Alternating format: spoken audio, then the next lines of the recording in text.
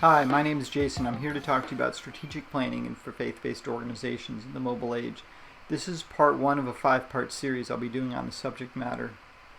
Now, most people agree that strategic planning is a good idea, and they're very excited about getting started. However, before you sit down and start your strategic planning, there's really a bit of homework that you should do up front. So my goal from this series is to introduce you to a methodology or framework you can use to gather the information that you need to do more effective strategic planning. In this process, we're going to focus a lot on your members, who they are, how much you really know about them. And we'll start with looking at your existing member base. What initially attracted them to the organization? Perhaps it was a particular program or offering that you had. Were they initially satisfied? And we'll look at your efforts to keep those members, how to maintain them and engage them further in your organization. We'll be looking at where you are as an organization. Is your membership increasing? Is it decreasing? How you're doing financially. We'll also look at where you're going. What existing plans do you have on the table?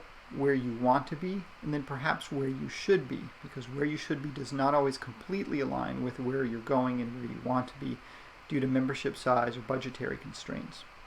Now, when I initially ask you that, the first response is really kind of a gut reaction of where you think you're going, where you think you want to be. So we're going to try to stay away from where you think you are and where you think you want to be and try to quantify all that information. And that will keep us out of trouble once we get into the strategic planning phase. So we're going to look at the programs and offerings you have, and we'll also look at your members. And with programs and offerings, we'll be looking at participation levels, the quality or the perception of quality of those programs and offerings from a number of perspectives. We'll also be looking at revenue. Now, not all programs and offerings in your organization should have a revenue model, but some do, so we'll be looking at that. And we'll also look at the reason. Why do you have this program and offering in the first place? Does it fulfill an internal need, or perhaps it fulfills an external need, or is important for you to offer to the community at large?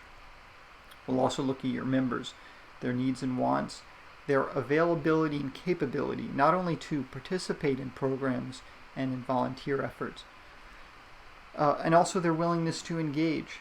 Some people just want to be involved on the periphery, not that involved, and some people like to get heavily involved, and you have everything in between.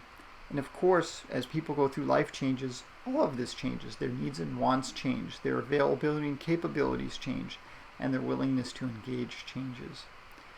Now, when I talk about life changes, here are some of the basic ones, from grade school to middle school to high school, being single, being married, married with children, having grandchildren, employed, unemployed. These are some of the basics.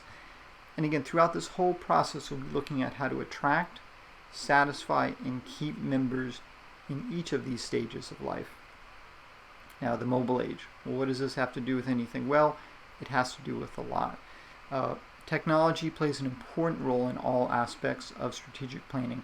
Not only the tools you use to help collect and analyze the data, but also the tools you use to connect with and attract your members, how to communicate with them and how to engage them. Information access anytime, anywhere through mobile devices, and things that you do to keep the lights on, such as fundraising and campaigns that you can also do over mobile devices. And we'll also look at volunteerism. So part one is the introduction, and that's what we're doing now. Part two, we'll look at the quantifying your programs and organizations.